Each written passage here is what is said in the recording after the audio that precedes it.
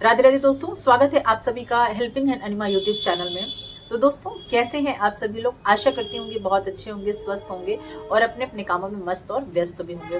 तो दोस्तों, आज हम लोग जानते हैं 2025 की मकर संक्रांति क्या है, शुभ मुहूर्त और किस तरह से हम इसको और ज्यादा शुभ बना सकते हैं, राशि के अनुसार या फिर बिना राशि जाने हुए भी हम किस तरह से इस मकर संक्रांति को और ज्यादा स्पेशल बना सकते हैं। तो दोस्तों, 2025 में जो मकर संक्रांति पड़ रही है वो बहुत ही शुभ संयोग लेकर के आई है, बहुत ही शुभ फल देने वाली है मित्रों। लेकिन उससे पहले हम ये जान लेते हैं कि आखिर ये मकर संक्रांति पड़ती क्यों है, आखिर हम इसको मकर संक्रांति कहते क्यों हैं। तो मित्रों, सूर्य का अगर किसी भी राशि में प्रवेश होता है, किसी भी अन्य राशि में, मतलब 12 राशियां जो होती हैं वो 12 राशियों में से सिर्फ मकर राशि को छोड़ करके अगर किसी भी राशि में प्रवेश होता है तो उसको हम संक्रांति बोलते हैं। लेकिन अगर सूर्य का मकर राशि में प्रवेश होता है तो हम उसको मकर संक्रांति बोलते हैं। और मित्रों, सूर्य और शनि की युति होती है ये, क्योंकि शनि की राशि है मकर और कुंभ। तो जो शनि की राशि होती है मकर, और उस मकर राशि में जब सूर्य भगवान का प्रवेश होता है, सूर्य राशि का प्रवेश होता है, तो उसको बोलते हैं मकर संक्रांति।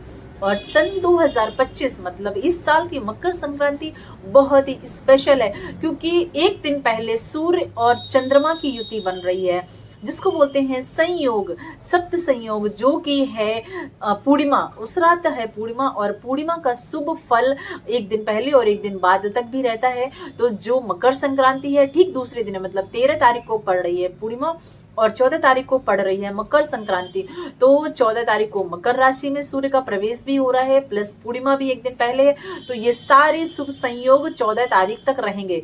तो मित्रों, इसलिए ये मकर संक्रांति बहुत ही स्पेशल है।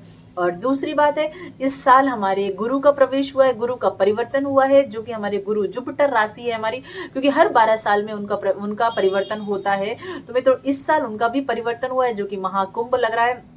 तो बहुत सारी चीजें हैं, अगर हम लॉजिकली बताएं तो फिलहाल में 2025 की जो मकर संक्रांति है वो बहुत ही स्पेशल है, बहुत ही शुभ फल देने वाली है।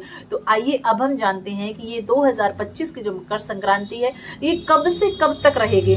तो मित्रों, सुबह 9:03 से शुरुआत होगी और शाम 5:45 तक ये शुभ संयोग रहने वाला है। और सुबह 9:03 के बाद अगर आप स्नान, ध्यान, पूजा पाठ, आरती, वंदन कुछ भी करते हैं तो बहुत ही शुभ फल, बहुत ही शुभ परिणाम मिलेंगे इसके। और मित्रों, आप लोगों को पता होगा कि इस दिन दान पुण्य बहुत ज्यादा फलदायी होता है।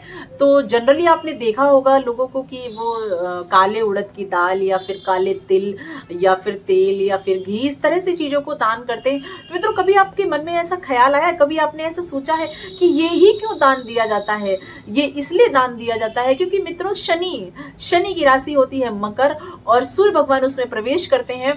और इस समय शनि के जो हमारे चीजें होती हैं वो काली चीजें होती हैं शनि की, जैसे कि काली उड़द, काले तिल, इस तरह से ये चीजें शनि की होती हैं। तो मित्रों, अगर हम ये चीजें दान करते हैं तो हमारा फल, मतलब जो भी हमें इसका प्रतिफल मिलता है वो कई गुना बढ़ के मिलता है।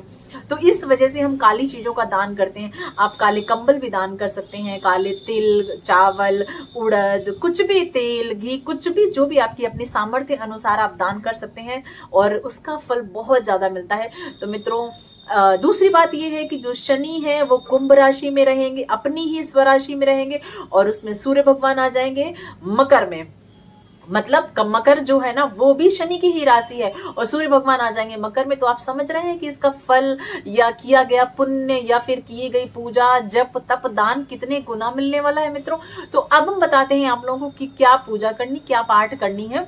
अगर आप लोग करते हैं कुछ भी अपनी पूजा तो बहुत अच्छी बात है, और अगर नहीं करते हैं तो कम से कम इस विशेष दिन पे, विशेष पर्व पे आप नहा धो करके, जैसे ही आप स्नान, पूजा पाठ, ध्यान करते हैं, अगर आप आसपास नदी, तालाब, गंगा या कोई भी पवित्र नदी है तो उसमें स्नान कर सकते हैं। अगर नहीं है, संभव नहीं है, पॉसिबिलिटीज नहीं है, तो आप अपने ही घर में बाल्टी में कुछ बूंदे जल के डाल लीजिए, मतलब 1-2 ढक्कन कह लीजिए, जो गंगा जल की वो केन आती है उसमें से 1-2 ढक्कन आप बाल्टी में जल डाल दीजिए और उसके बाद में आप पानी डाल दीजिए, तो वो पूरा गंगा जल बन जाता है। तो आप उस जल से स्नान कर सकते हैं और उस जल से स्नान करने के बाद में फिर आप अपना पूजा पाठ जो भी करते हैं वो कर लीजिए, पर सूर्य भगवान को अर्घ्य जरूर दीजिए। और उसके बाद में आप सविता देवता मतलब सूर्य भगवान के मंत्रों का जाप कर लीजिए। सूर्य भगवान के मंत्र हैं ओम सूर्याय नमः, ओम आदित्याय नमः, ओम भास्कराय नमः, और सूर्य का बीज मंत्र ओम गणी सूर्याय नमः। तो आप इस तरह से किसी भी मंत्र का 108 बार जाप कर सकते हैं और शनि देव का भी जाप कर सकते हैं, ओम शम शनिश्चराय नमः। तो ये जो मंत्र हैं ये बड़े ही फलकारी हैं, क्योंकि विशेष पर्व विशेष मुहूर्त पे किए गए यही मंत्रों का जाप ना आपको 1 से 1000 गुना फल देते हैं। और अगर आप वैसे जाप करते हैं तो ये मंत्र सिर्फ और सिर्फ उतना ही एक बार जपा तो एक बार ही आपको फल देंगे। लेकिन अगर आप किसी विशेष पर्व विशेष मुहूर्त विशेष दिन करते हैं तो इन मंत्रों की जो एनर्जी है, जो ऊर्जा है, वो बढ़ जाती है मित्रों। तो इस तरह से आप इन मंत्रों का जाप भी कर सकते हैं और भगवत गीता का भी पाठ कर सकते हैं। पर भगवत गीता पूरी तो नहीं पढ़ी जा सकती, पूरी पढ़ना तो असंभव है, लेकिन आप उसके कुछ श्लोक ही पढ़ लीजिए या फिर भगवत गीता का 11वां अध्याय है उसका पाठ कर लीजिए। मित्रों बहुत ही ज़्यादा फलदायी रहने वाली है ये इस बार की मकर संक्रांति। और आप लोग, आशा करती हूँ कि आप लोगों को समझ भी आया होगा, जानकारी भी अच्छी लगी होगी और आप लोग करेंगे भी जरूर। तो मित्रों ये उपाय, ये मकर संक्रांति पे पूजा पाठ जप तप दान ये जरूर करिएगा और उसके बाद में हम लोग को फल अवश्य देंगे, क्योंककि कर्म करते जाइए, फल की चिंता मत करिए, फल तो भगवान देने वाला है। तो मित्रों जब हम अपने कर्म बहुत अच्छे करेंगे तो फल हमें अवश्य ही अच्छे मिलेंगे। तो मित्रों मिलते हैं अगले वीडियो में, तब तक के लिए जय जय श्री राम, राधे राधे।